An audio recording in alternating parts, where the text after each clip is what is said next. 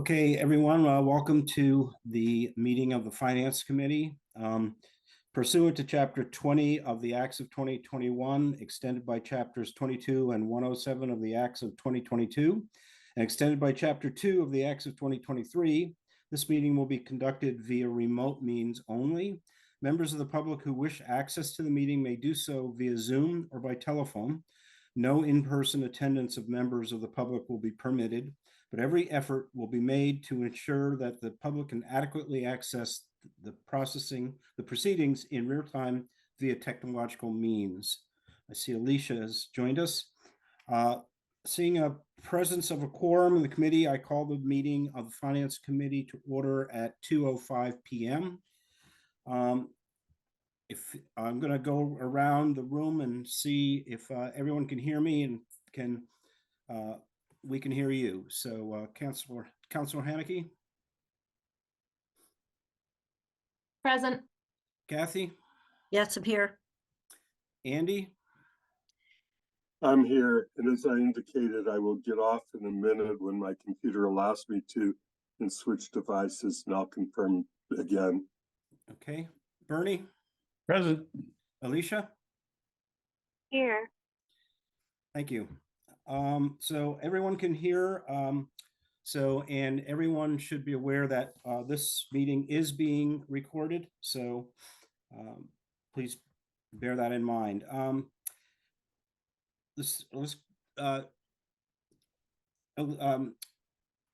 Athena, or could you put the meeting agenda up, please?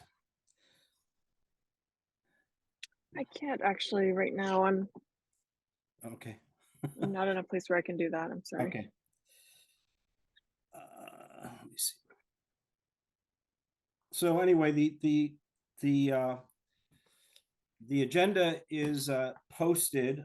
We have the subjects are the 2024 meeting schedule, update on the FY25 projections, the draft on the surplus property disposition policy. I want to have a short discussion of the Amherst Pelham Regional School Committee rescission and replacement of the debt authorization, public comments, topics not reasonably anticipated, and then we'll adjourn. So let's start with the 2024 meeting schedule. Does anyone have any changes they want to make to the meeting schedule? Okay, not seeing any. We adopted one last time, didn't we? Yeah, we did. I just wanted to make sure if anyone had any changes. Okay, so we'll just keep it as is. Paul, I don't think there is an update on the 25 projections, but if you have any information, please let us know. We continue to work on it.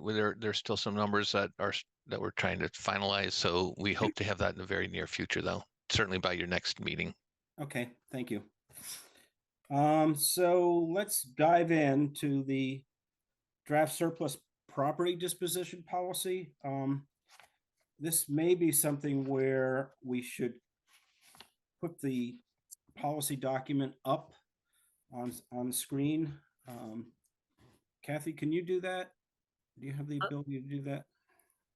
Yeah, let me just find it while you're talking. And the question I have, Bob, is we have the current one, meaning the old one, and we have the draft. So is the one you want to put up the draft? The revision? Draft with all the comments in it?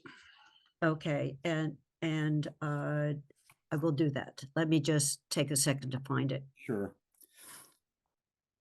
And I have received some comments from the public, which I will try to weave into our conversation. So it looks like we have a fair amount of comment regarding the sort of the steps 1 through X of the process. And there's some clarifications that people want and some other issues that people have brought up. So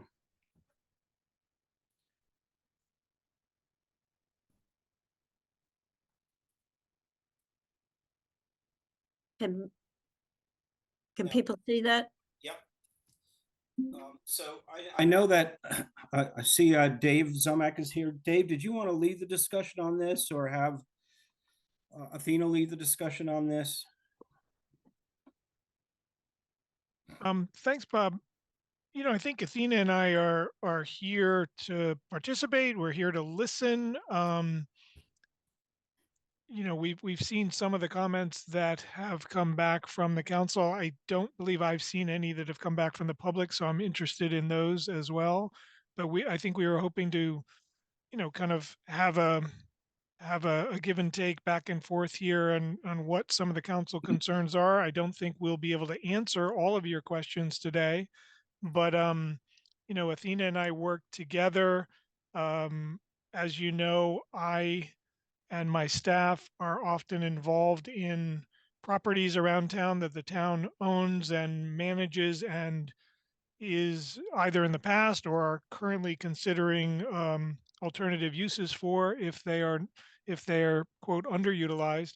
And thanks in large part to Athena, with her knowledge of the charter, she really took a very hard and close look at the old policy under our former form of government, and then worked to redraft that to be in line with the charter and the current roles and responsibilities of the town manager and the council. So I'm happy to have Athena chime in if she wanted to say more, but I think we're interested in your comments, your concerns, your questions, and where we might go from here. Okay, Kathy, I don't think this is the one that has all the comments in it, unless you've not.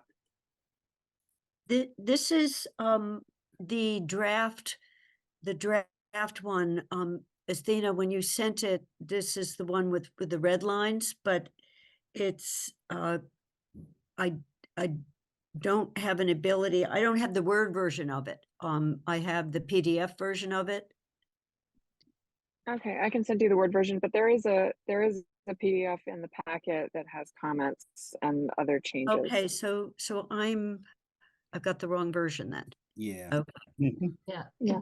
It should have it should say, it should be a blue legal requirements on the first line. Yeah. Okay. It's called member edit. At the end, it says member edits and comments.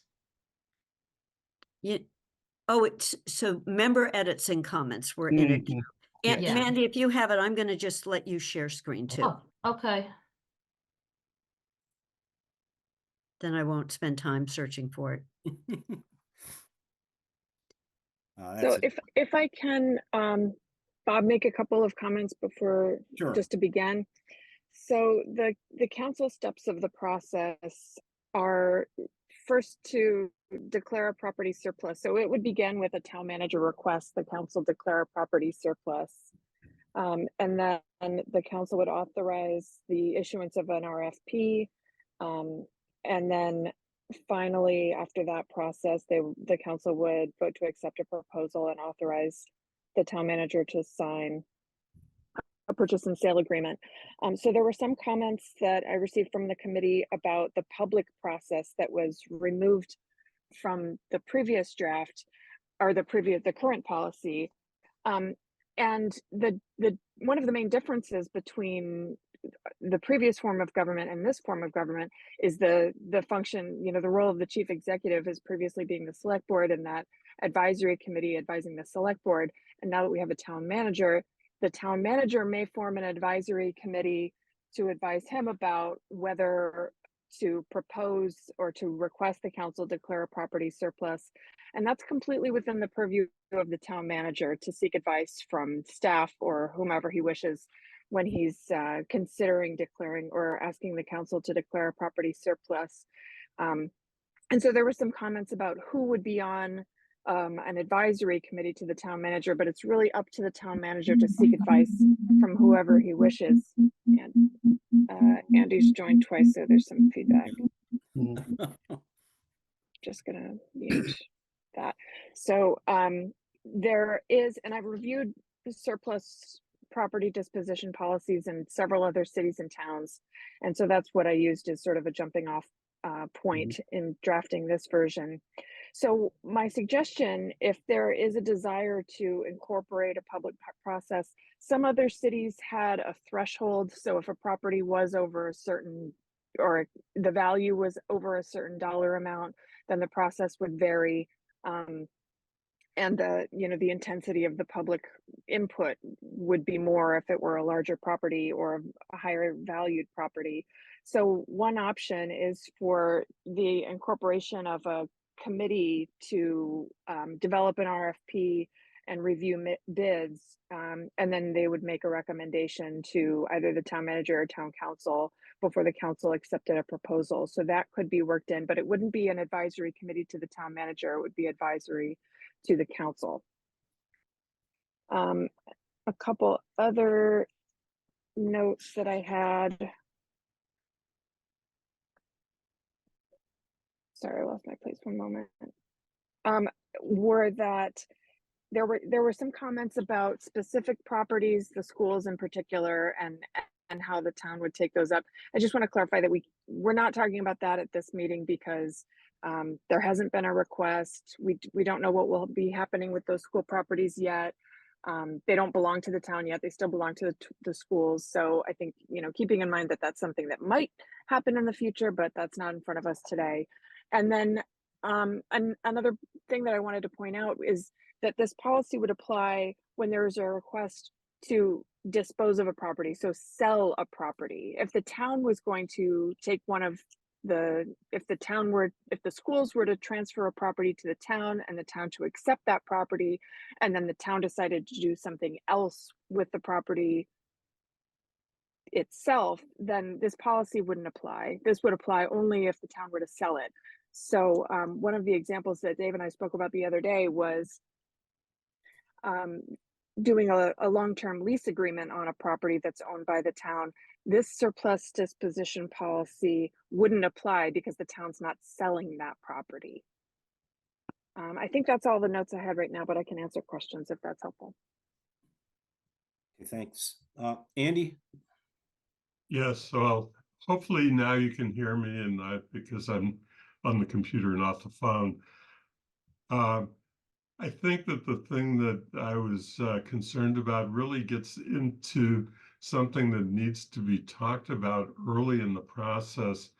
And I wish I had thought about this more. Kathy kind of raised the question, conversation I had with her. And so she might be going the same place in a way, but the council may have either policy issues that it would like to raise or goals about a particular property. And, the bigger properties like the school, like Wildwood, are certainly in that category. And I don't really feel like the council has enough opportunity early enough in the process to express its views on sort of exceptional things that could be done with a piece of property, and gearing disposition of the property towards people who would bid on the property with the idea of trying to pursue those goals. So Andy, are you suggesting we put a section in here, sort of pre decision to sell? I think that I am, because I can't think of another way to do it. Kathy, I hate to go into but you had a very creative idea, for example, about Wildwood that you had talked to me about, and I don't know if you want to share it with the rest of the group to let them know, or I can, but I think that it really would require that there be an earlier process in order to do the kind of thing that you were thinking about, because I've known of communities that have taken surplus property and had a goal in mind of what to do with that surplus property and what they wanted to see achieved for the benefit of the town. either in its own governance or for other purposes. And how do you go about doing that if you don't have an early discussion? Yeah, I'd be happy to speak to that, Bob, Yeah, if you want. sure. And it's in, I sent fairly extensive comments in, but it was all around this issue.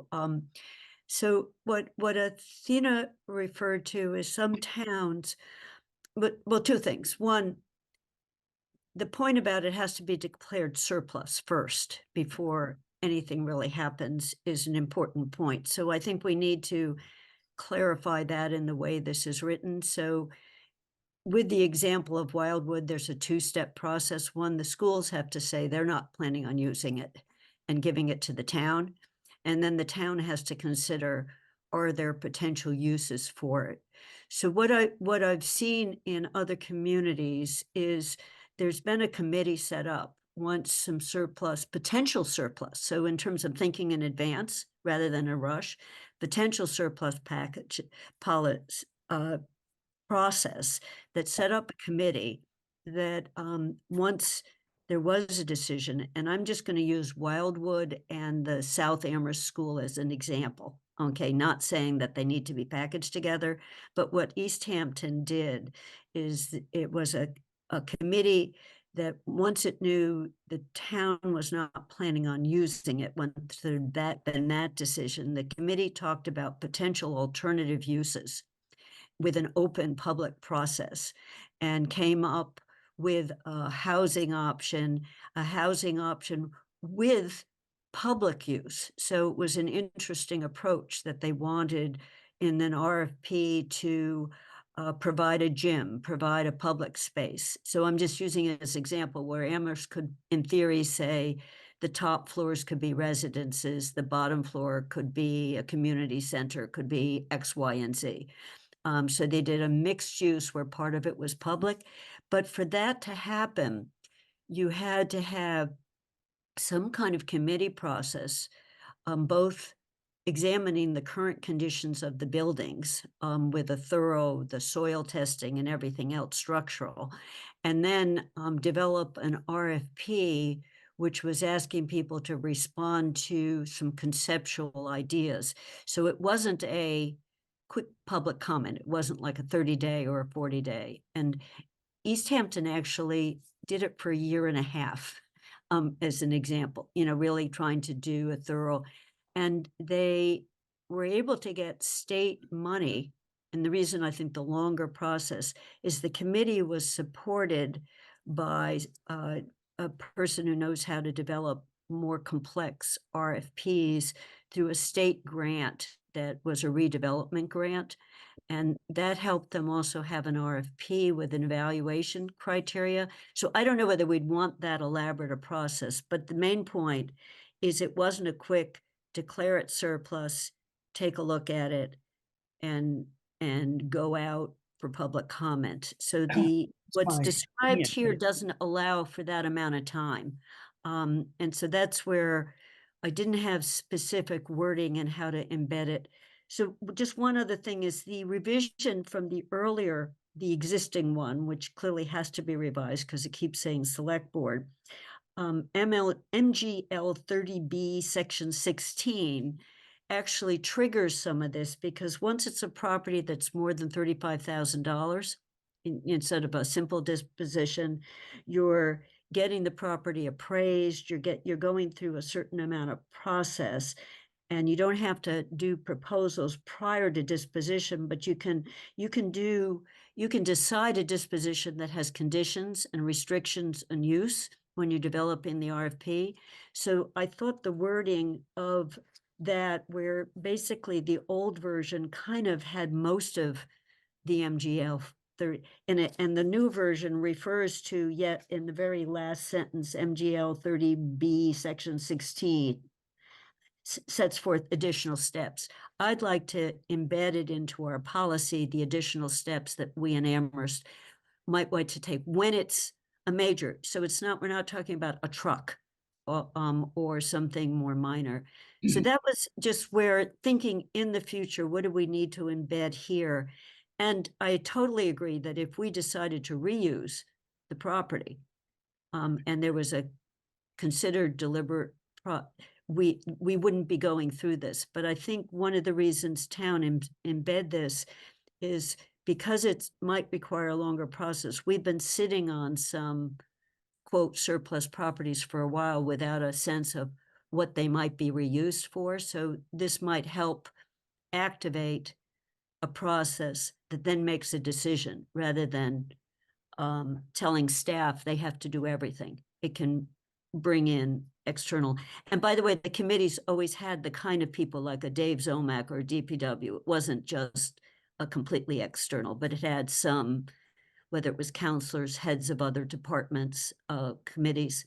So I'll stop talking there, but that's the part I'd like to see this enhanced to enable that once the property is going to be considered surplus. And I don't know how with a really large property, a large and valuable property, like the Southeast School, which has been sitting there closed as a storage cabinet, but the longer it sits there totally unused, the building itself is not very, it becomes not as valuable because you have to do a lot of work simply because it's been shut. So that's a long-winded way of thinking, of saying that I think this needs a different subsection that talks about a process for major property dispositions. Okay, thanks. Councilor Haneke? Thank you.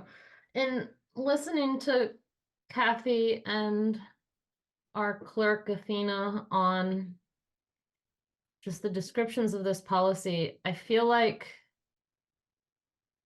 I'm hearing from the committee and some residents a huge desire to have something not for disposition surplus property, but for unused and underutilized property, which is not what this policy is about.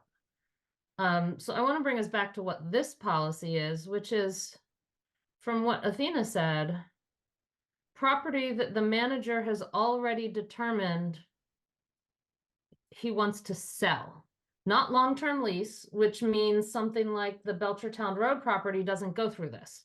That's a 99-year lease.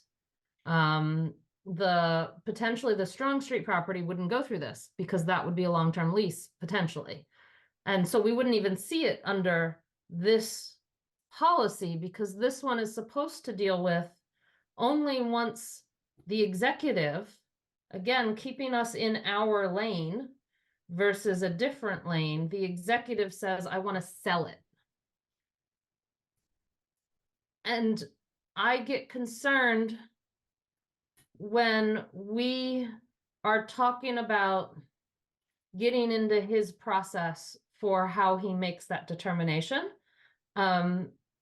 versus in a policy like this that's trying to follow the law of what do you have to do to actually sell the property, and what would the council need once the manager's made a decision to recommend selling the property? What should the council do in light of that recommendation?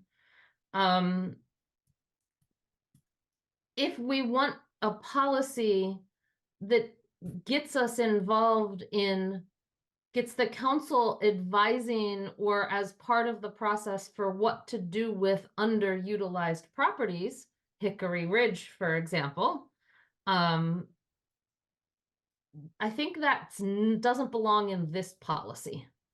I think that's a completely separate area. So while I don't disagree with a lot of what Kathy just said, I don't think any of it belongs in this property because that was all about, well, what do you want to do with a large property like Hickory Ridge? And how does the council advise or make recommendations or get involved in that? That's not what this is. And so I think they're two separate issues, and it would be really good if we could concentrate on this one of, if the manager's made a decision, what does the council need from the manager to sort of investigate that decision? Okay, thanks, Bernie. Yeah, I just noticed the software kept taking my hand down. So I've got to try and catch myself up here with the discussion. I'm agreeing with Counselor. The policy is about disposition. It's not about planning for reuse. And if the council really believes that it wants to do some advanced planning around reuse of a property the town either has or potentially will come into possession of, then the council can set that up. This is really about what happens when you've got the 3/4 of an acre property that somebody left to the town or the town has taken because of unpaid taxes.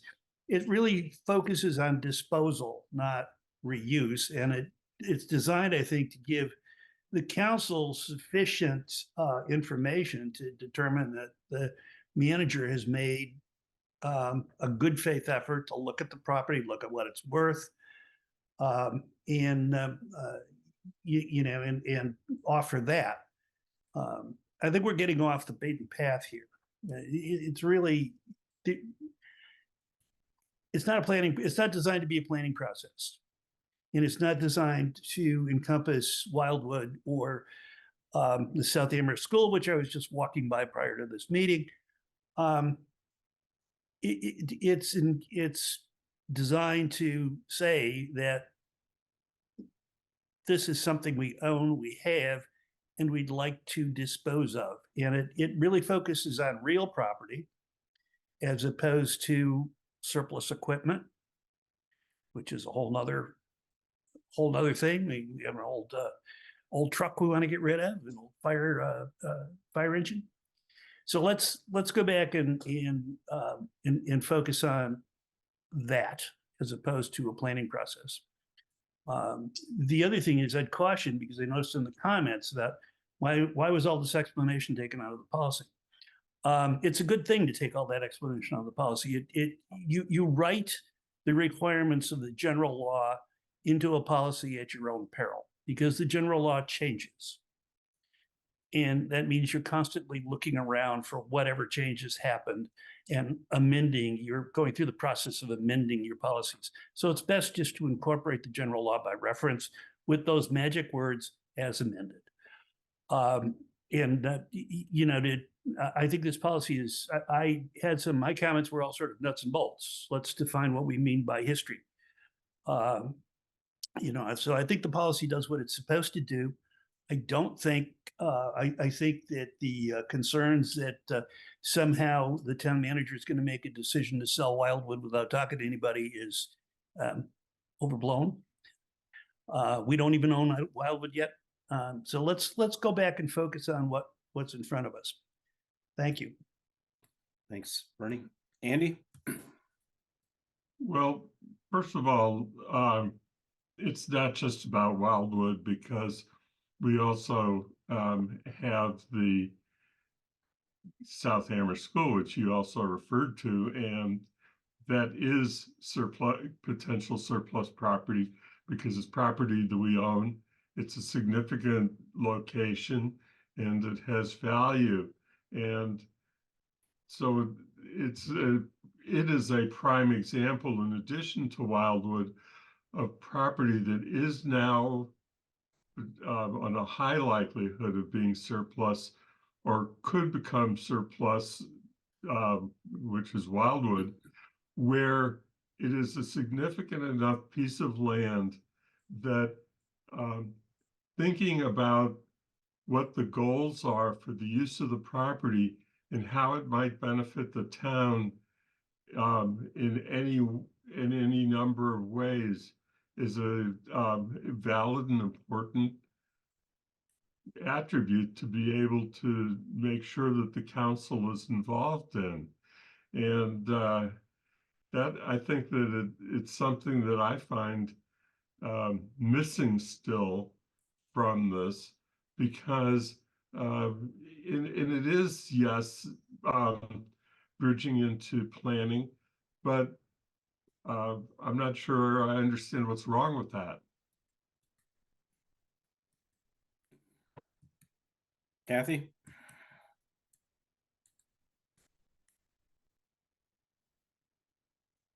You're muted, Kathy. I'm just, can everyone still see me? My screen just suddenly got Yep. small. But I thought the point of we don't need to put everything into this, that we are talking about after a decision to dispose. So it may be that, for sentences like no longer required for public purposes. So what I was getting at is we may want to have a public purpose to a property or a set of public properties built in to a decision to dispose, but to dispose in a particular way. So it may be we can add a sentence or two when it's a significant property, there shall be a process and the council would set it up. But and I can send people what East Hampton did, because I thought it was, and I couldn't find, I didn't search for what their disposal of surplus property, but they did do the double step. They decided they had 3 schools that they weren't planning on using as public buildings. And so it was a question of reuse of them, private, and they were selling them, Bernie. It wasn't a lease. But they put in a process while the schools were still occupied, knowing that event was coming. They weren't going to be used as schools anymore. So, and set up a committee, and it was partly a council committee, to be able to think of the potential reuse of them. And it had lots of what this has in it, an evaluation of the property. How many acres is it? What is its assessed value? What are the structural issues in the building? So when the RFP went out, it did say to bidders, you can use or reuse any part of this building or decide to not keep part of it. And there was a request to try to use the auditorium, try to use the gym.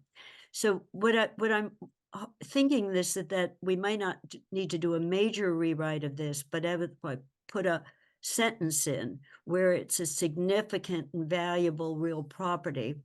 The manager shall discuss with the council a potential process before moving toward disposing, because otherwise you don't have time to develop an RFP.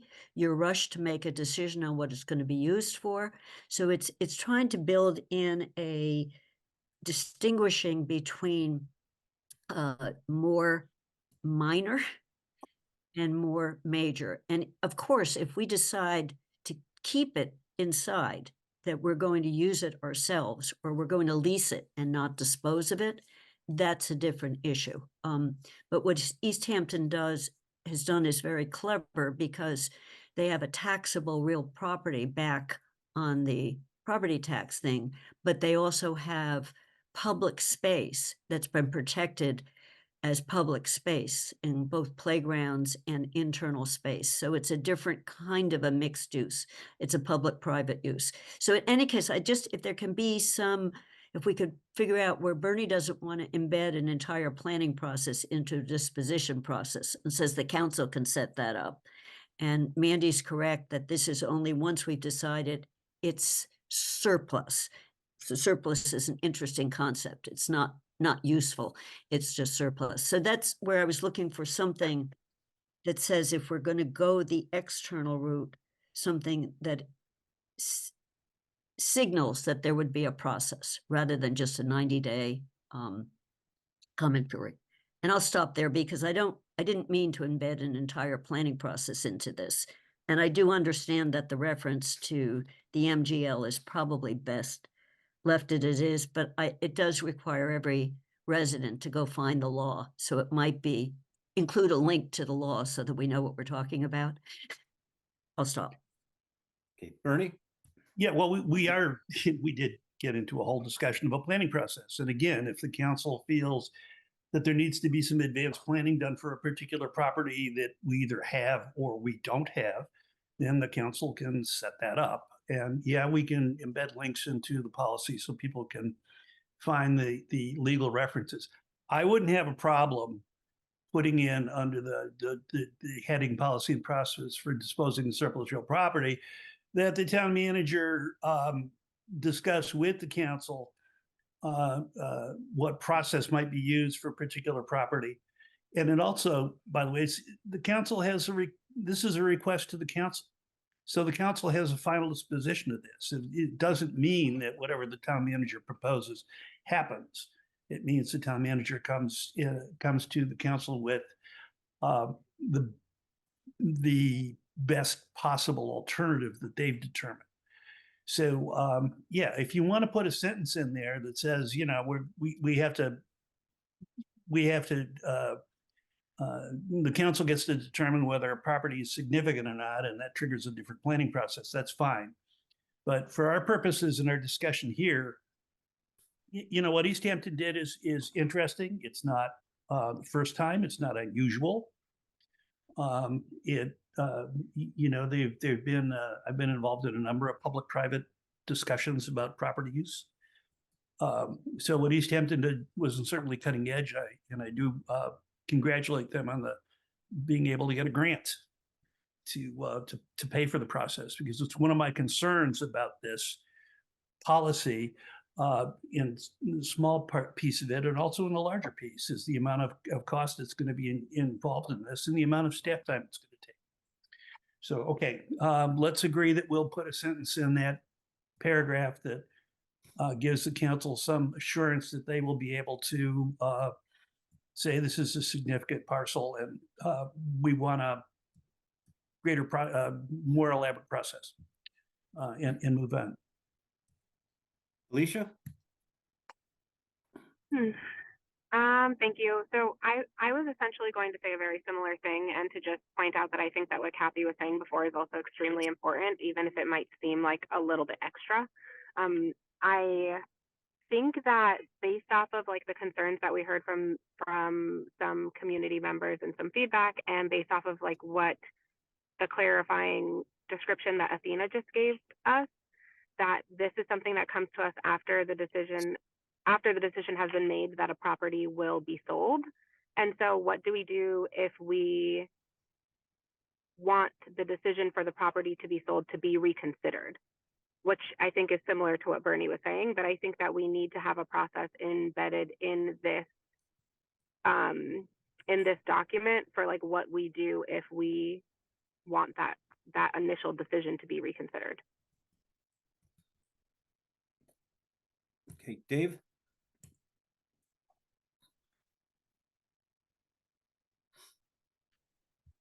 Sure, thanks, Bob. I think this is a great conversation. I'm listening pretty intently here, and just wanted to make a couple of notes. Particularly interested in, I think it was Bernie moments ago, or someone else said, you know, this kind of surplus versus underutilized, and I rarely think of town properties as underutilized. I more think of them as kind of assets to be developed in the future, and that may be too valuable to actually give up, too valuable to surplus, because we have so many unmet needs. And in particular, I think of housing. So when I think of South Amherst campus, you know, my staff and I have been and continue to look at the South Amherst campus as a potential for something to happen there. And one of those potential uses could be for housing, be it affordable housing, mixed income housing, market rate housing. So I just wanted to put that out there, that, you know, underutilized may not be exactly a word, you know, from a staff standpoint that we use that often. But I do think I also wanted to put in context that, you know, as we are charged by Paul to really look at properties in the context of his goals that the council creates for him. And so a lot of those things flow down through his goals to staff to say, okay, as I look at the properties that are assets of the town that could be developed into other things, I think of, yes, Wildwood School, but that's not even a town asset yet, if you will, town proper. But if we look at the VFW site that we purchased, the South Amherst School, the Hickory building site off of West Pomeroy Lane, Strong Street land that was mentioned by Mandy moments ago, I think of in the future, will we have the downtown fire station as a piece of property to reimagine? And the DPW site on West Street, if we don't utilize that site for part of DPW, what could that be? So I just wanted to put it in the context of Paul's goals that you provide. And clearly over the last 5 to 7, 8, 10 years, one of the key filters that we use or lenses we use has been housing. Produce more housing. So how do we as a community produce more housing? And one of the ways we do that is to look at town assets, town land, and put that lens of housing down over it. So just kind of wanted to put some of the kind of thinking of staff into this conversation, and I appreciate where everyone's going and that kind of surplus. I was interested in land that clearly the town manager could say that land should be surplus and sold, and it is no longer an asset to the town, versus land that is an asset that we could develop into something else. So I'll stop there. Thank you. Athena? Thank you, Bob. There was a couple of comments about the timeline, and I just wanted to point out that while the policy as it's written now requires the council to hold a public hearing within 90 days of the town manager's request, there's not a deadline for council action on the request. And the council action could come following a review by one or more council committees. So if there were questions about what the property might be used for that the town manager is proposing to sell that the town manager doesn't provide in his memo to the council, then there can be a committee review and discussion process with the town manager, and further questions can be answered at that point. So I just wanted to point out that while there's a public hearing requirement with a deadline, the council action doesn't include a deadline.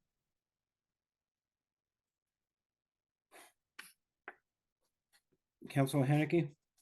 Yeah, and to answer Councilor Walker's comment, the council doesn't have to vote to dispose of it.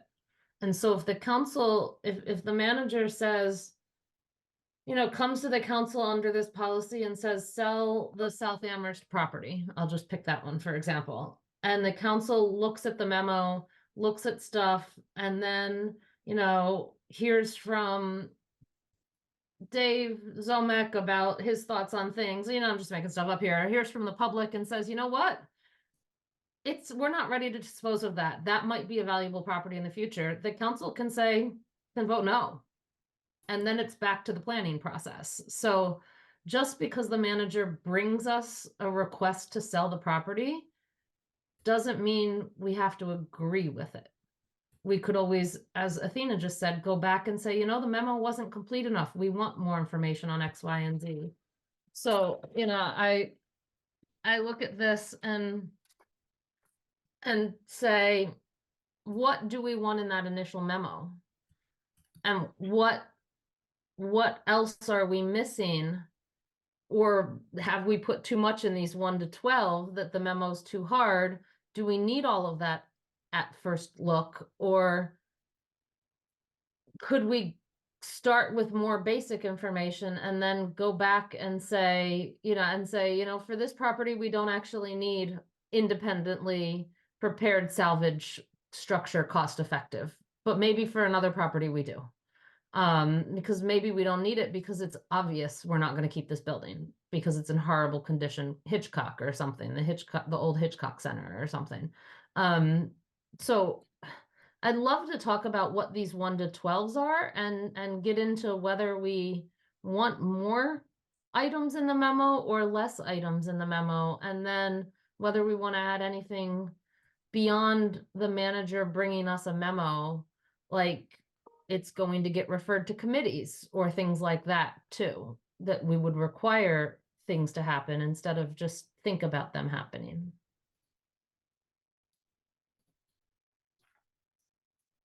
Kathy?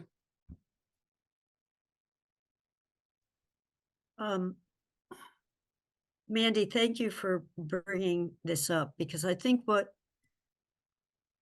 had me feeling there's no process in here was that before we get this memo, the town manager was supposed to have thought through with staff alternative uses for the property, any public benefits, what restrictions might be property, and this long list. And that's what to me is a planning process on potential use of the property.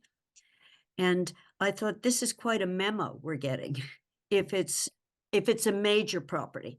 If it's, as Bernie said, if it's a small thing, it's like you don't need to do all of that.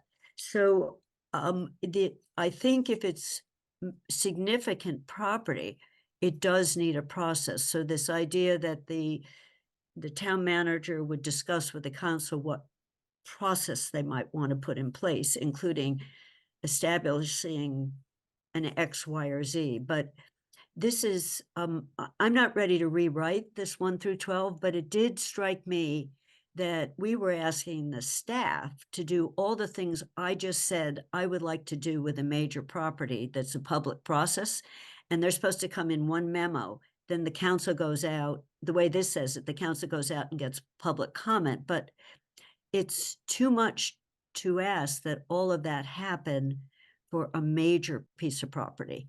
And that's what I found intriguing about this one town. And I think I was looking, Deerfield might have done something similar. Knowing where a property was going, they set up a process so that the town manager, at the point they were disposing of it, they already had some idea of where they were going with an RFP, but it wasn't because internally they came up with every idea and every option. So I don't know how we do that today or not. And I really, Athena, I would love to get a Word version of this afterwards so I can kind of think about it. But it's, it is that wording all the way through that had me say, this is all an internal staff. No one even knows what's happening. It comes to the council and then the council reacts. That it puts us in a reactive rather than a advanced assets to be developed, which is what Dave Tomac talked about.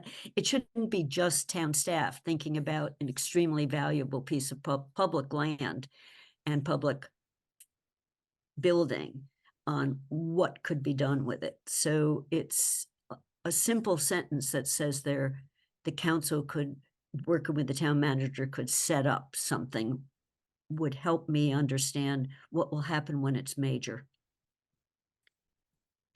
Oh, Thank you. So I think, I haven't really investigated East Hampton's.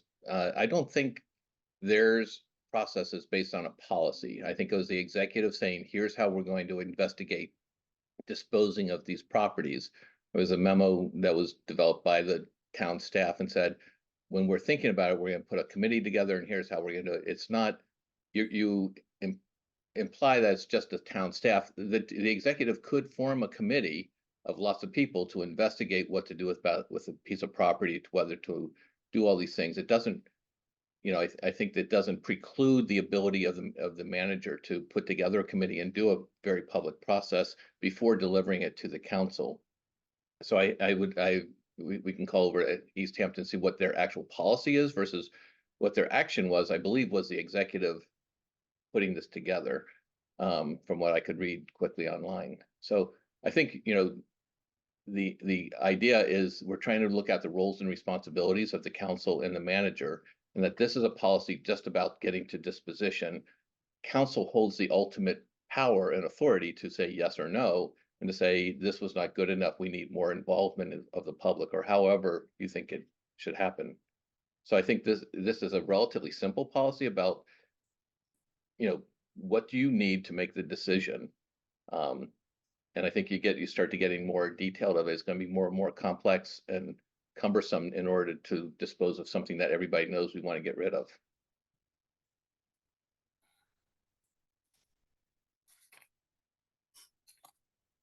yeah, it's, I guess maybe we should focus on the 1 through 12. Because I think I'm hearing two things. I'm hearing one thing, which is, we really should lay out a process for making the decision as to whether we want to sell something or not. And the second thing is, what do we need to know about something in order to, before we dispose of it, before we sell it? And I'm not sure that we're, I'm not sure that this policy is the place to do that. So anyway, maybe we should, because when I look at 1 through 12, I see a lot of the steps in making a decision as to what you want to use this property for. It's not just before we sell it, we have to, we have to do X, Y, Z. It's really, we really look at, what are the potential future uses of this property? What makes sense economically? So I don't know. I mean, maybe I'm misreading 1 through 12, but maybe if we go through 1 through 12, we can at least put some, put some bounds on this policy itself. And then, move on from there. Does that make sense? Okay, so maybe just go through each one. Do we, I mean, one of the questions that came up, I think it's here, is, how far back do you go in history? What is, what do you mean by, future uses, etc. So I think there's some question from the public, at least, on what do we mean by history and past uses, and how far back do we go? And then, is the current use really relevant to a decision to dispose of something? Bernie? You're muted, Bernie. That wasn't from the public, that was me, because I've been there.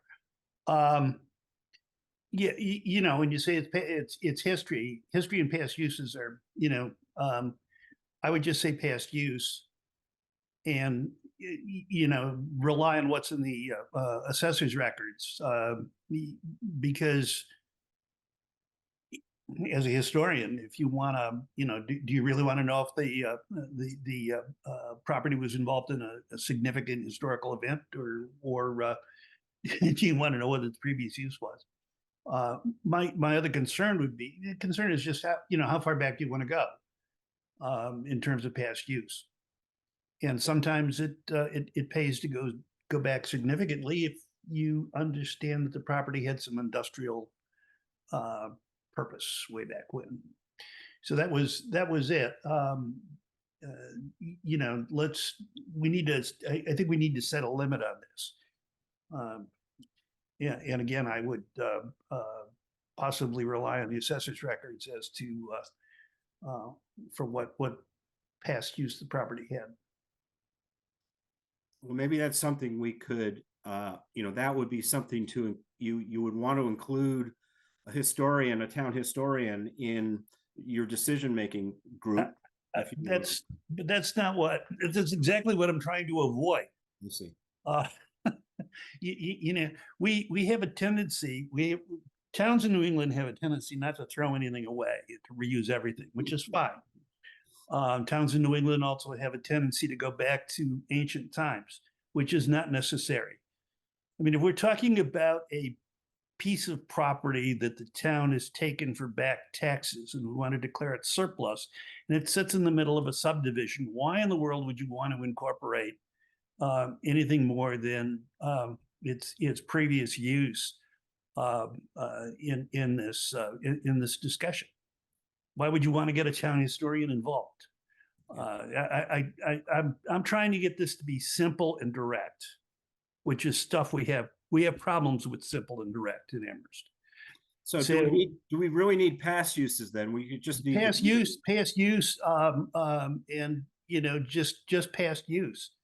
So, and again, relying on the assessor's record for what those past use were, or immediate past use. So, and again, if the council feels that I need to go back into ancient times on something, the council can then reject this and say we need to go back to ancient times.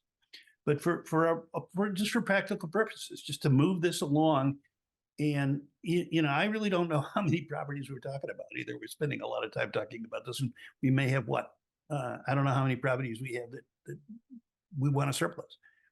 Because again, is you know, both tradition and Dave Zomek's careful process, we tend to look real hard at things that we own and figure out how we can make better use of them rather than get rid of them.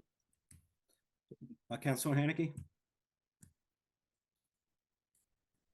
Going with what Bernie was saying, is current use really relevant to whether we're going to dispose of it or not? Or I think actually, Bob, you were saying that, and you know, it might be useful to know, and it's probably not hard to figure out. So, but I guess I could probably get rid of it. Past uses,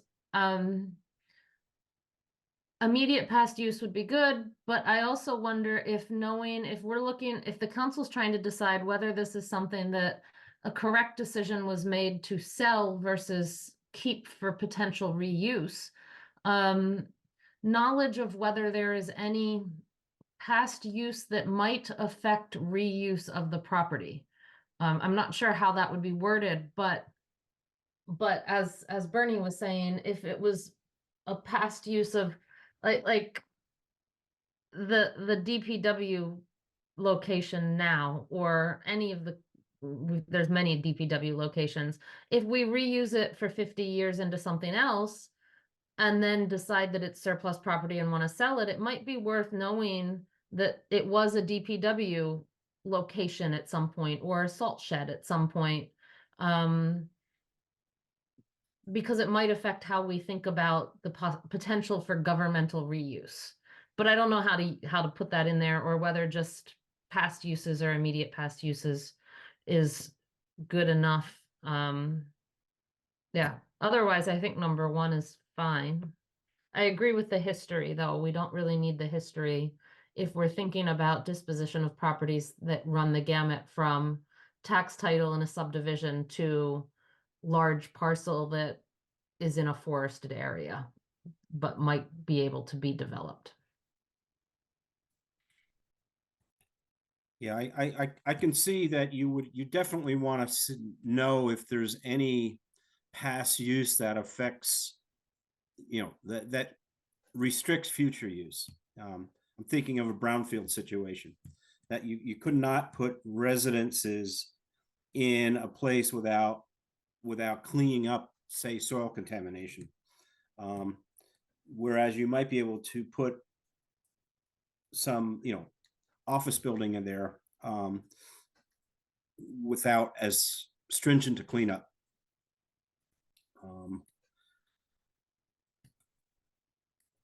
So, okay. This is an addition. The second one is an addition. I don't know who put that in there, but maybe we should, whoever put that in can talk about what. So I put it in. Okay.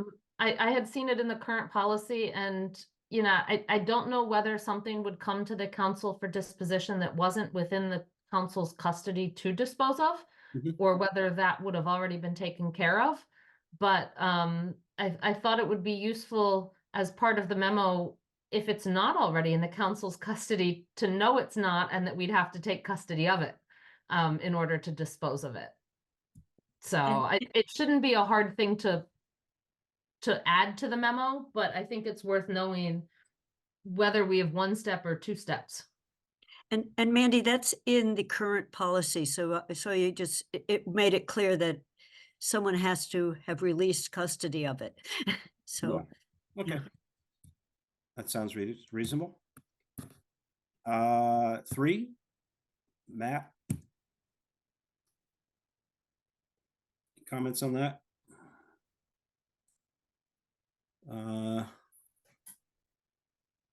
Commented source of the map. I can't read everything because the things are getting in the way. Again, that was a suggestion I made that, you know, if we're going to have a map of the property and abutting parcels, it may be, certainly before it gets sold, it's going to have to be surveyed. Yeah, yeah. You can't rely on assessors maps, their approximations, but for the purpose of informing the council as to whether or not this is should be disposed of, I think the assessors maps would probably would probably suffice. Okay.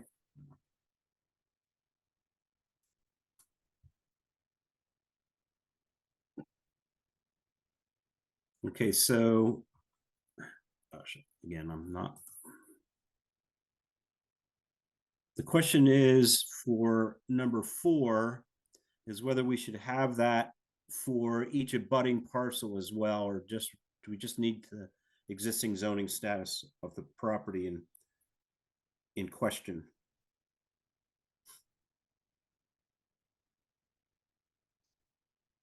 Mandy has her hand up, Bob. Oh, I'm sorry. Keep moving things around. Sorry. That's fine. I wonder, this one I thought about, I didn't myself propose any changes. And then when I thought about it, I figured all it's asking for is the zoning map is my belief. And if it's all it's asking for is essentially the zoning map of, oh, this parcel is in the BL or this parcel is in the RO, I think that's fine. I don't know whether we would need initially zoning changes that have been made within the past 5 years. I'm not sure what that would provide the council in helping to make its decision as to whether to dispose of it or not, versus what the existing status is, because the existing status is the existing status. If you dispose of it, that's what falls, and that's what applies. And if you've got the zoning status, if it is really just the zoning map of what district it's in, you'll have it for the abutters too, because it's just going to be on the map. But I'm not sure it's necessary for the abutting parcels either, unless there's a concern. But I don't have anything against the abutting parcels, but I'm leaning more towards requesting deleting the zoning changes made within the past 5 years, because I'm not sure how useful that is for deciding whether to dispose of the property or not. Yeah, I tend to agree with that. I totally agree. I don't know why it's relevant. And the existing zoning status would, I think, I'm trying to think that where there is a school, it may be zoned for education, even though it's in the XYZ zone. So clearly I don't know what the South Amherst School is currently zoned as, for example, Dave Zomek. It hasn't been used as a school in a long time, so I'm assuming it's just in the residential zone, that it's in the residential zone. Yeah. So.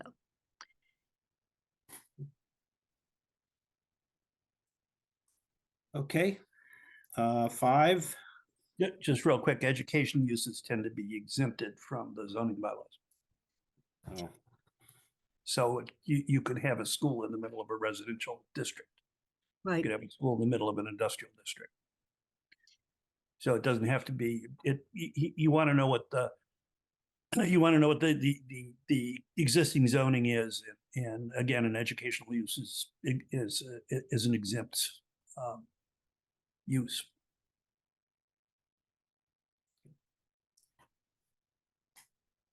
okay, so 5, there weren't any comments on 5. 6 was an addition. I guess, what does usable condition mean? I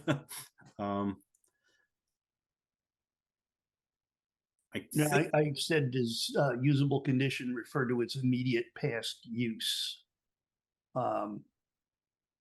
And then made the remark that we probably might just fold this requirement into what was discussion number 6 and is now discussion number 10, item number 10.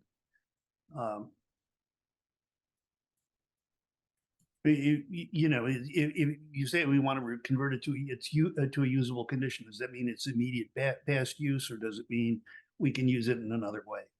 I thought 6 was, for that reason, Bernie, I thought it was completely problematic, you know, unless it's going to be reused as structured, the costs vary a lot.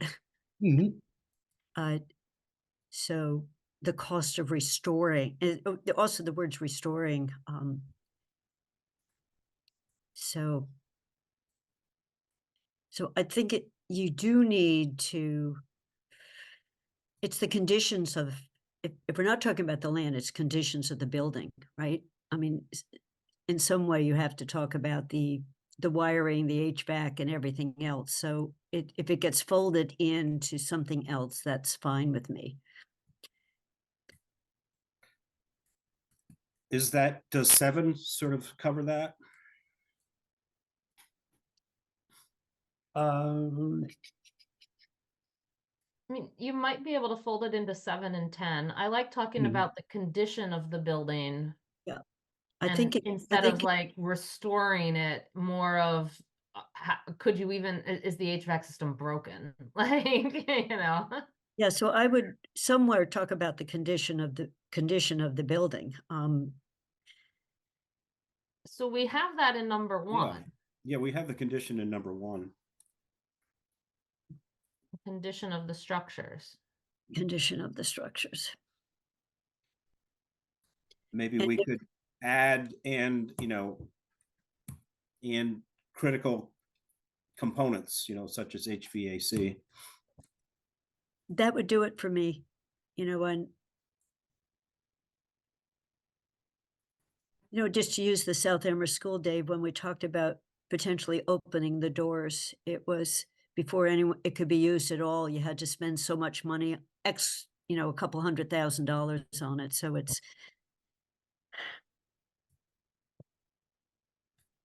so then would we just eliminate 6? I think we can just eliminate 6, yeah.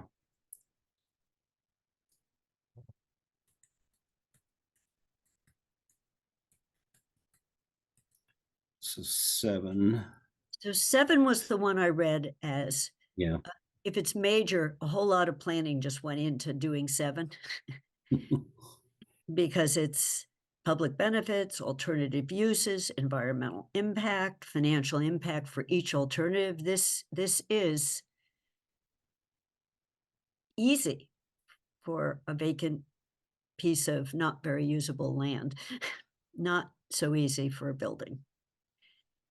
So I wonder if, I think I'm the one that added A to summary of the reasons for deeming the property surplus. That's similar in some sense to number 7. I would hope 7 was done before asking us to dispose of the property. Right. And so maybe keeping number 8 of, tell us why you're saying we don't have a use for this now or in the future and we can sell it. We shouldn't hold on to it without requiring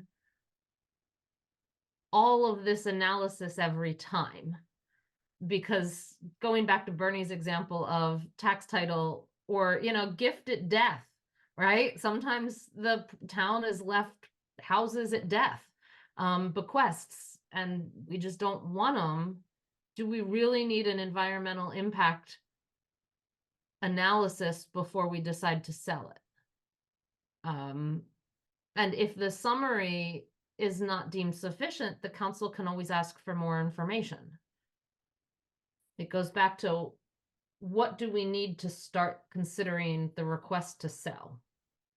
And I'm not sure all of 7 is needed. Much of it should have been done, but can be included in the summary for reasons to deem it surplus. Mhm. Now, Mandy, if it said a summary for reasons for deeming the property surplus, comma, including any analysis that reached that conclusion, of uses that reach that conclusion. So you're saying that you went through some sort of process to decide it's actually surplus.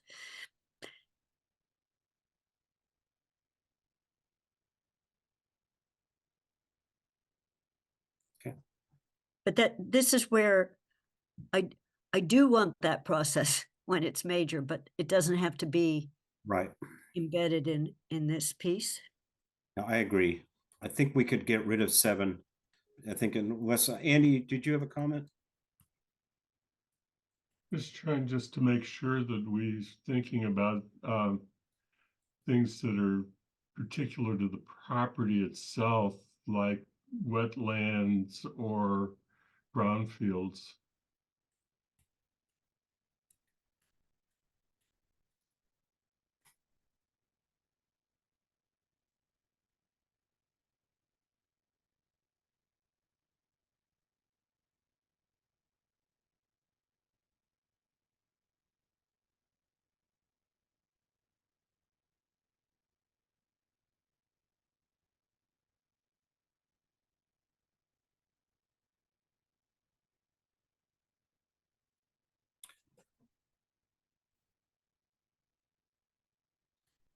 Yeah.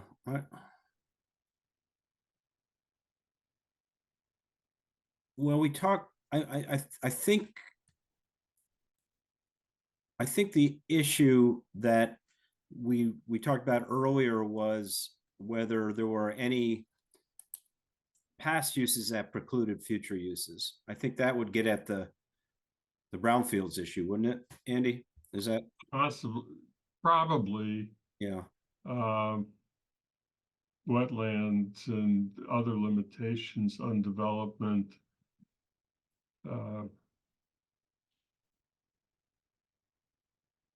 Would both be something that we would be thinking about. I assume the manager would be thinking about in whether there's potential reuse, but also potential for sale, or limitations on sale.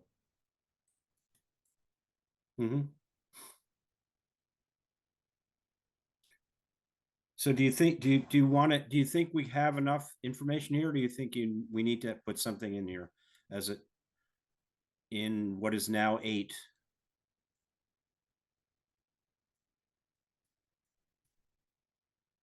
Says including any analyses that aided the manager in reaching that conclusion.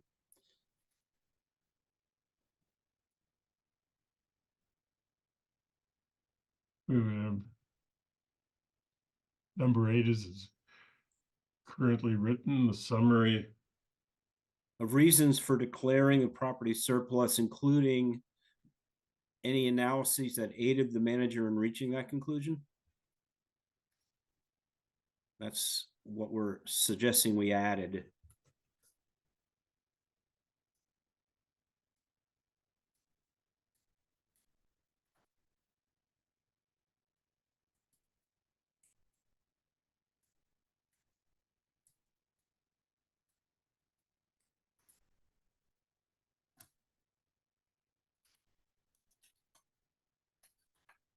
Can, the limitations on development sort of comes up and will be considered a 9. I have a suggestion. If Athena is capturing these as pasties right now because she's not working on a Word document. It's me, because I'm not, yeah. Or it's Mandy. So Mandy, when we're doing this, maybe we can take a second look at this, because as we're moving things to other bullets and doing sub things, it would Mhm. be easier to figure out if we're missing something. Yeah, so right now, Mandy, Andy can't see how 8 would read because there's a white thing over it. Yeah, But I don't know. Let There me isn't any easy way of doing it, given that it's paste. I call them pasties, but I don't have a different way of. Oh, that didn't quite get it far enough over. That's all right. I mean, I'm glad you're doing it this way, but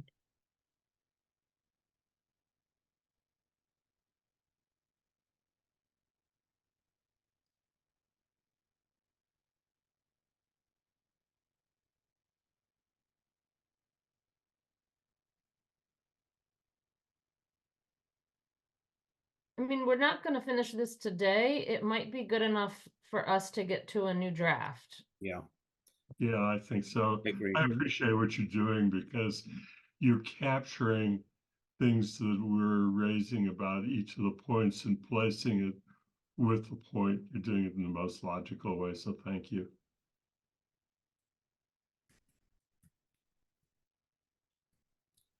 Okay, should we move to what's now 9? Doesn't look like anybody has any comments on that. David?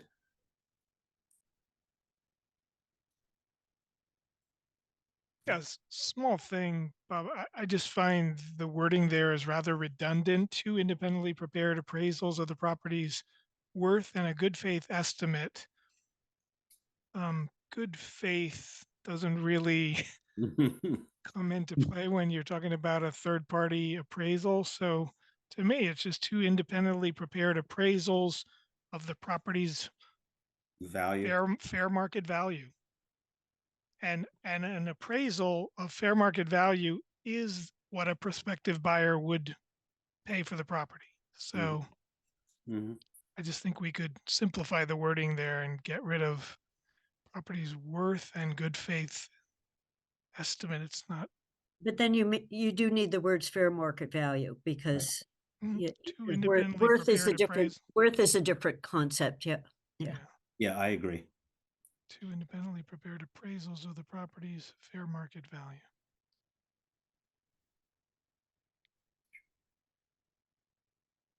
Again, when we think of, and Bernie pointed this out, and I'm not sure if all of these will be required, but getting 2 independent appraisals of a 3-acre parcel in South Amherst that we may want to surplus, you might, if you really require 2 independent appraisals, that might be more value than the property actually has on the fair market. So, Yeah. because that 3 acres might be partially wet and not even be a building lot, but we're talking about very small parcels in some case, or small pieces of property that may have very little value out there in the world. But That's true. I mean, you need an appraisal because your other appraisal is the value that the assessors have set. mhm. So is the suggestion changing it to independently prepared appraisal of the property rather than? Yeah. In my career, I've had very few instances where we've used 2. I mean, I think it could come up in very high value properties, but I can probably count on one hand, both in Amherst and other positions I've held, where you've gotten 2, and perhaps Bernie in his role in public administration. What do you think, Bernie? I've never had a reason to get 2 appraisals. Again, I mean, you have one benchmark in the assessor's valuation of the property, which should be, within plus or minus 5% of the value, and then you've got you've got what the appraiser says assessor. it's worth. Yeah, You have the assessor's on the value, and you have the assessor's value and the appraised value from an independent appraiser. Right. What more do you need? Yeah. I mean, Yeah, I think 1 is and fine. that's also to throw a little bit of a curve in here. I believe that Chapter 30B gives us some flexibility in terms of what we sell the property for. So if we were going to sell the property to a conservation organization, they were going to add 3 acres onto their onto their existing conserved property, we might want to let that go for less than the appraised value, given the public good. So, but certainly, you've got 2 benchmarks. 30B limits you on the upside when you're buying property. It doesn't require you to set a highest and best price on the downside when you're selling it. I believe. I could be wrong on that. I think 1. You might want to include here, since the opening sentence is what the manager is going to be providing the council, the assessed value of the property and 1 appraisal. Mhm. Just put it together. Yeah, that And makes you have sense. 2. Mm-hmm. I will say the only time I've ever gotten two appraisals was really purchasing land for a municipality when the seller didn't agree with the first First appraisal. appraisal. Mhm. Yeah. Too low.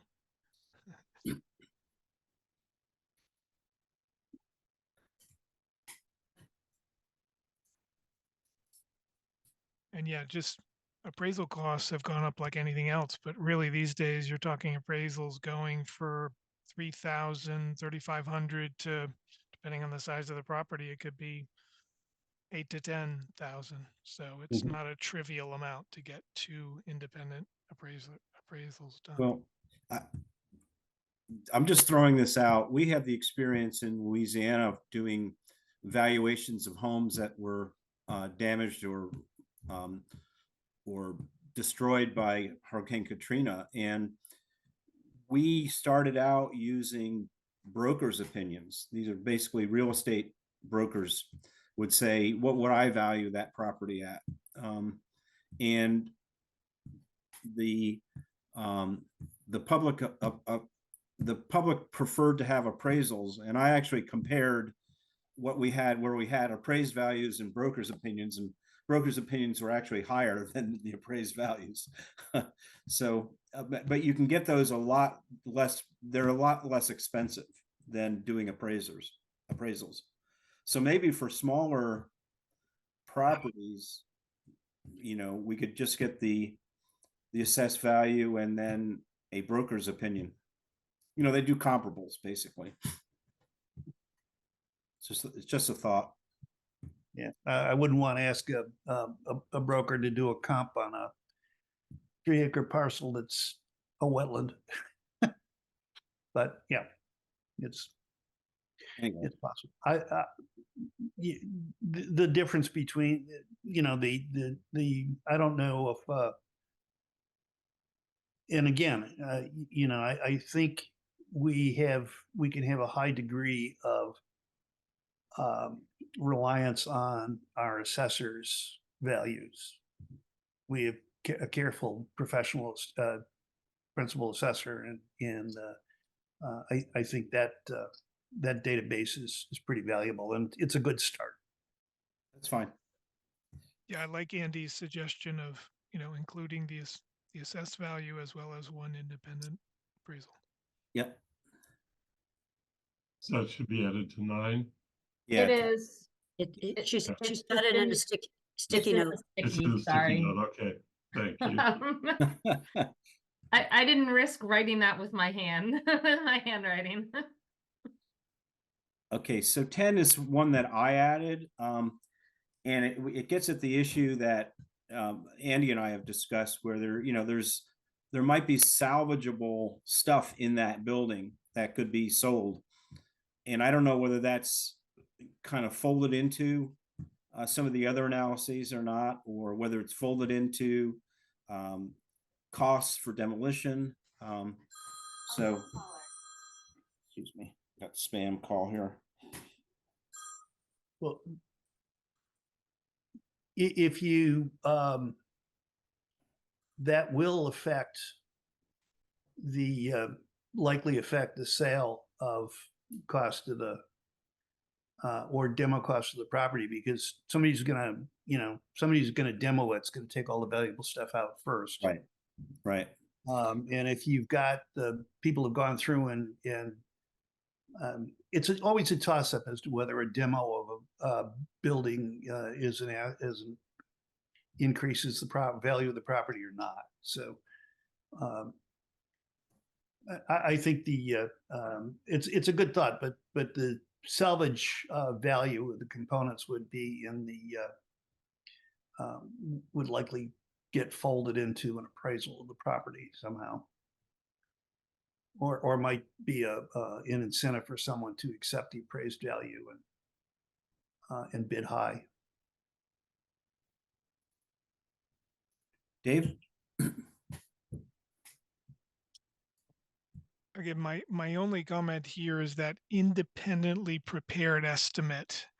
What does that mean? Is that adding more cost to this, because no one's going to come into building X for less than a few $1,000s. So we're adding more and more cost to this assessment. Mhm. In my experience working with, Rob Mora and other staff here, w- as much as we would like to reuse building components and elements of buildings, at least my experience here has been there's not a lot. We're not talking about beautiful oak beams in barns and things of that sort. Most of the time when we've approached this, it actually adds cost to the demo contract to do. So, it's a worthwhile endeavor, but we've not, yes, there could be some pipe, some copper, maybe some flooring, maybe some structural beams, but most of the time we do kind of break it out and we ask the demo company to give some sort of an estimate. Is that a plus for them or is that a minus? Meaning, is it going to cost us more or less? Because we're also trying to do some of these demos in the most environmentally conscious way we can. So I would just, for buildings, an estimate of whether salvage of the structure or components of the structure would be cost effective. I just worry about that independently prepared because that means bringing in an engineer, Yeah. essentially. Dave, let me just add something to help you on this. The reason that I had raised it with Bob was when I was canvassing prior to an election, I ended up stopping by the house that turned out to be, can't remember his last name, I think Paul Wiley, but he was the manager, the building manager for the school district at one time. And he was therefore very familiar with what was in the guts of the two school buildings that we are about to move away from as usable buildings. And he made the comment to me that from his knowledge of the buildings, that there's a lot of valuable material that's in the buildings, and that we need to make sure that the town doesn't give away that value, that it benefits from the value of those components. Mandy has her hand up. Bob. Yeah. Councilman Haneke? So I'm trying to figure out whether this one's necessary for disposal of property, thinking about what we would have, why we would have this memo, which would be to sell the property. And so wouldn't, if there's a lot of hidden value because there's copper pipes or something that if someone demos the building can sell the copper, wouldn't that be part of the independent prepared appraisal for fair market value? Because if you're selling it, you're selling that component too. And so do we really need to know salvage for property we're being asked to sell versus salvage if we're going to demo and reuse the property itself, but that's the reuse. That's not what this memo's asking us to do. And so I'm leaning towards not just deleting the independently prepared part, but the whole item.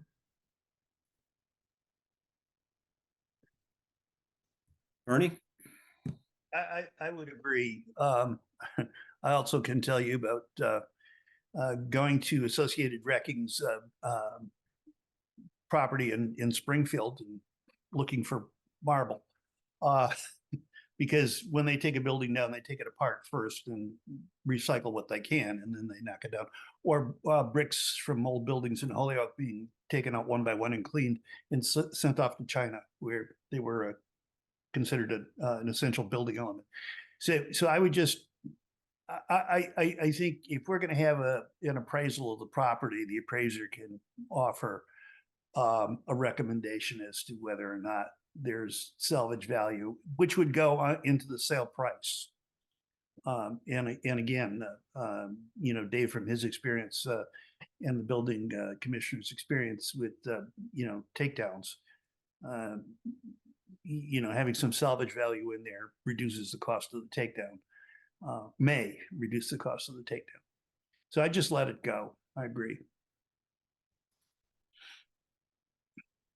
Should we put some reference to salvage value in the previous one, which appraisals? But I was going to suggest that, Bob, if Mandy keeps doing sticky notes, the independently appraisal of the property, comma, fair market value, comma, including any salvage value of materials. Okay.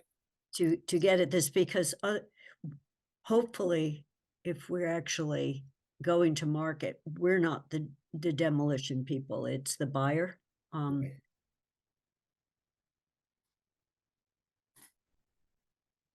Well, it gets back to what Andy said. We don't want to be giving away a lot of value that we could otherwise sell, basically. Okay. Okay. Any comments on 11? Didn't see any. Or 12? Okay. All right. And I guess that's it. We just have questions in here. So I have one question. Can you scroll back up just on Mandy, scroll to where the council piece is. The prior to taking any action, the council shall hold a public hearing. So is this time period, the council has to go out for a public hearing. If the council wants to ask questions or set up a process, or we have to hold a public hearing on this, on the request for disposition. So is that 90 days dictated by statute, was my question, once we get this memo? It's a question. I have to check. I don't think I pulled that out of thin air. I think it came from somewhere, but I would have to check if it was in the statute or if it was a practice that other communities had adopted that seemed logical to me. So I can check on that. Because to me, for the most part, we would just move forward. If it was, again, if something hadn't happened before, we might not go for public comment on a surplus property with a recommendation to sell. We might invoke another, we might say, we don't agree that this is surplus, or we don't agree with the terms that you've come up, or whatever. It's just a question I have on the having to go out with what the manager has recommended to us, as opposed to potentially questioning it, putting it in. And so it's because I read this, I think when everyone else read it, we have to go out with what's been proposed to us, is the way I read it, is the way I'm reading it. We can't go out with something else. So that's my question. And it's a purely technical question. Is there a requirement that once something has been declared surplus by the manager, the council has to go out to hear on that recommendation? Or can we raise questions about it? And Bernie's got his hand up. I did check, Bernie, by the way, in the old wording, you're right that it's possible that given special conditions, one might not sell it for its full market value because you've got conservation. That's written into the state statute. You just have to give a really good reason why. But yeah, but this is just my question on that specific wording on technical requirement. well, you can hold a hearing and I believe I'm guessing that's part of 30B. You can hold a hearing and part of the hearing can say how horrible this proposal is. And hearings can be called and then recessed to a date and time certain, so that if you believe that after 90 days, you're not going to have the information you need, the council believes that, they can hold a hearing. They can say at the hearing, we don't have the information, so we're going to continue this hearing. And off you go. I've seen situations where actually planning boards have made it an art of continuing hearings on infinitum to get around making a decision. So, you have some flexibility. Is what the council has some flexibility here. Is what I'm saying.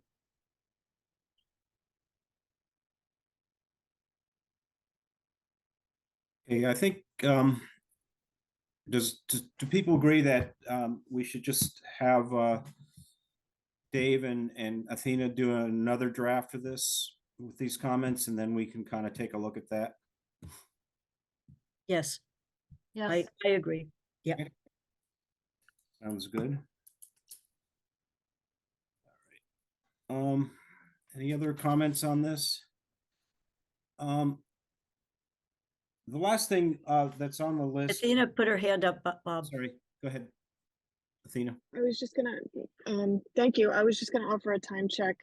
It's 3:40 and we haven't taken a public comment yet. Right, I was If going the to go to. committee, if the committee doesn't have sufficient time to really get into the regional school vote on the debt authorization, then I would just ask that the committee send us their questions. And we're planning on inviting the school staff to the next meeting, or at least the superintendent and someone from the regional school committee at the next meeting. So it would be helpful to have those questions in advance. Councilor Hannigan? Yeah, I just had a question about that. If you're gonna skip sort of discussion, what is the deadline for sending questions, and to who would they need to go? You could send them to me, and let's say by next Tuesday, week from today, and I will forward them on to Doug.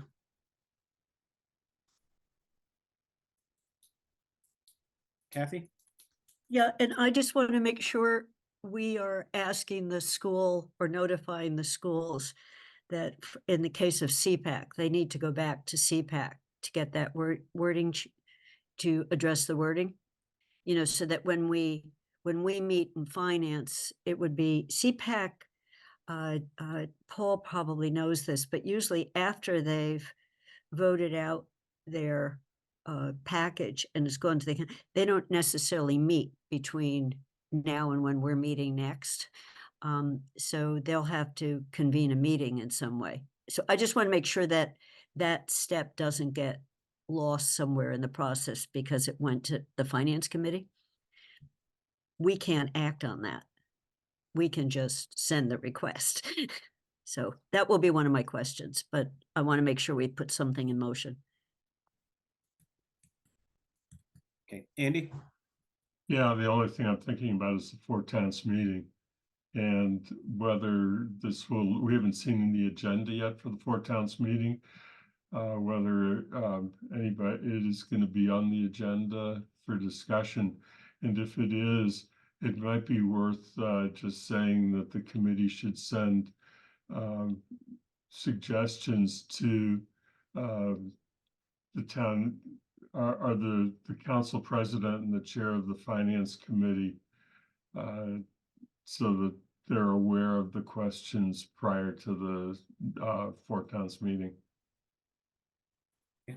Which is the 17th. So. Okay.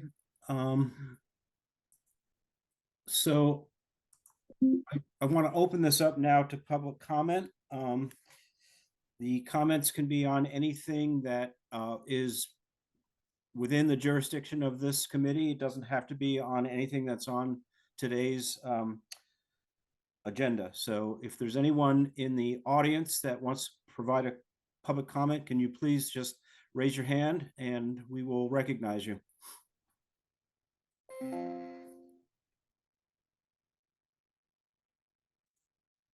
I do not see anyone raising their hands.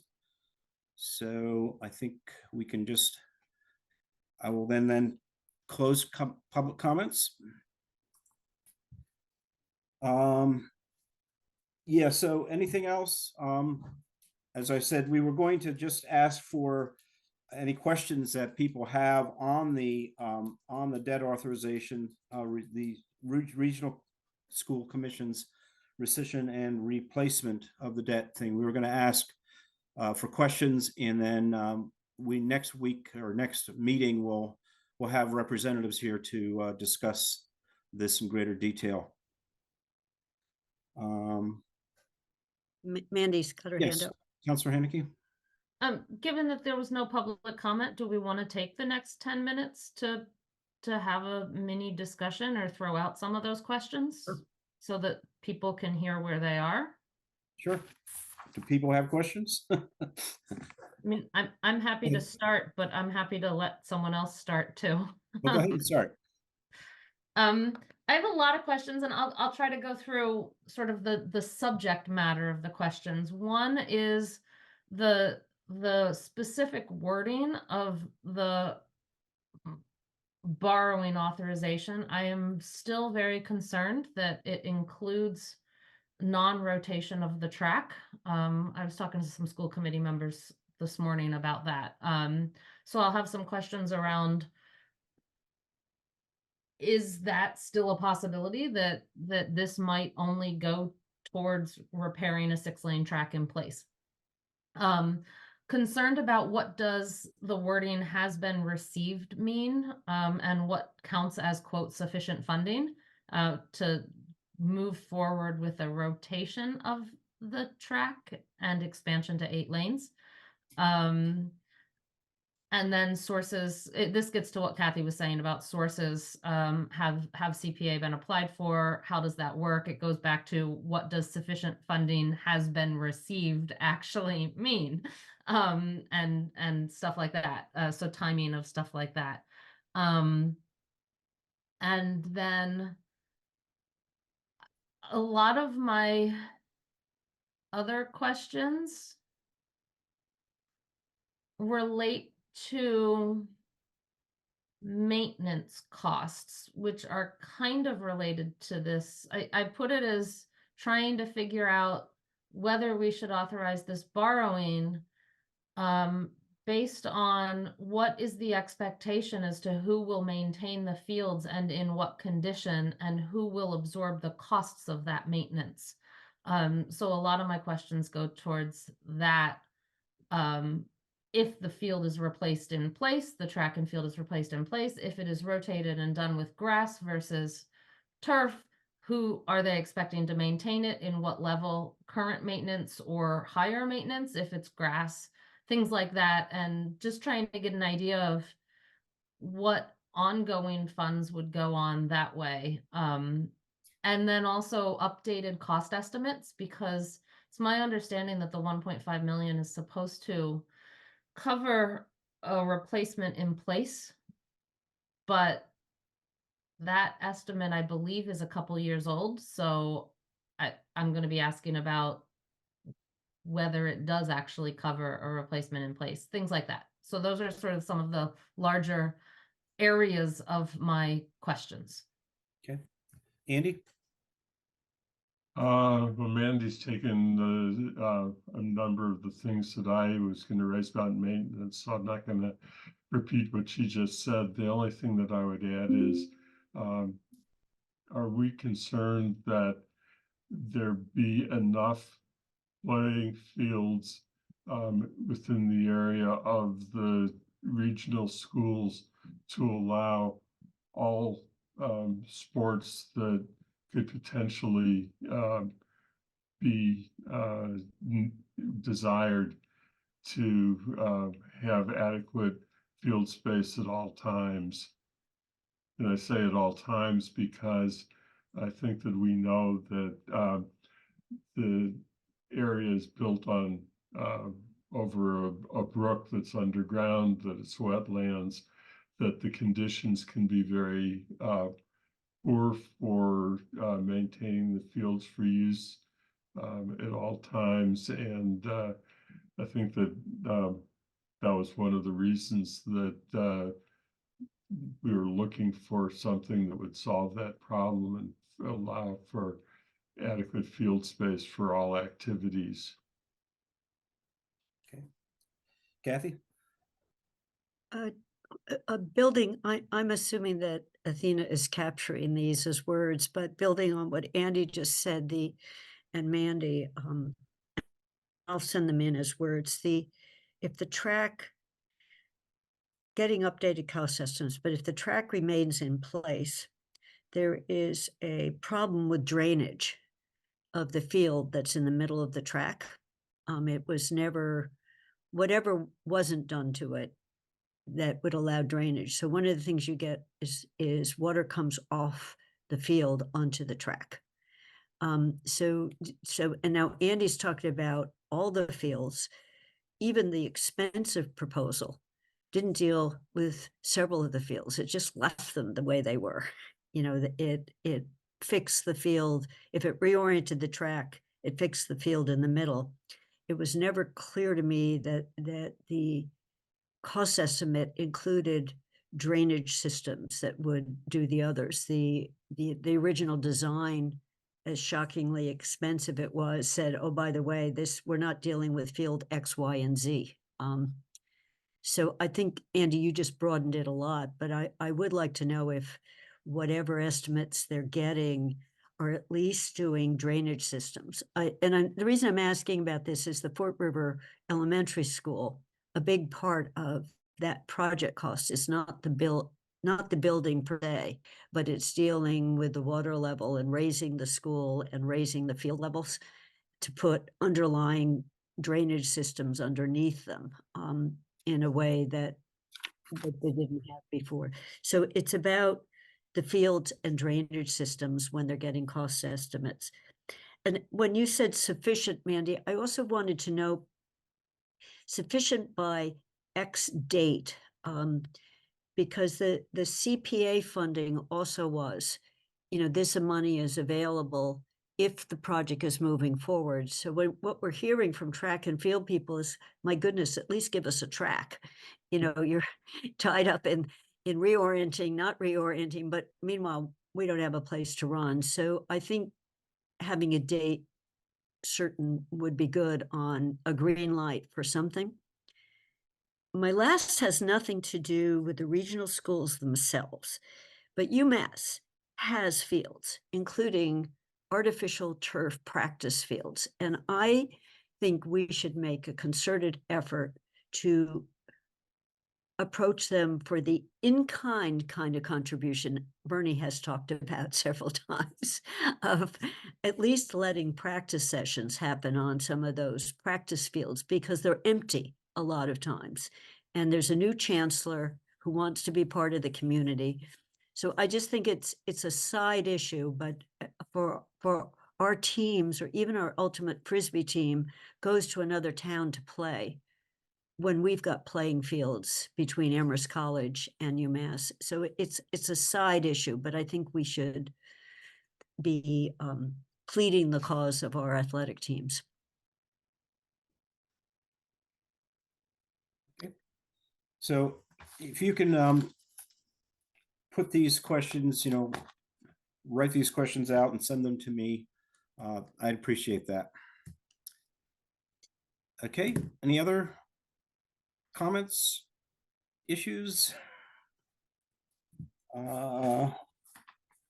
Any other topics that not reasonably anticipated?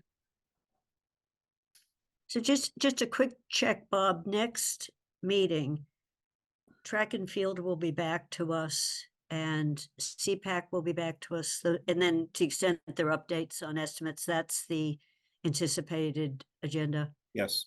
Correct. Okay. Athena has her hand up. Athena? I had added the minutes to the packet, but I failed to put them on the agenda. So they're in the packet for today, but I'll make sure that they're on the agenda for next time along with minutes from today. Okay, thank you. All right. If there are no other comments, we'll adjourn the meeting. It's 3:53 p.m. and we'll see you in a couple of weeks. Okay, Thank you. bye, everybody. Bye, everyone.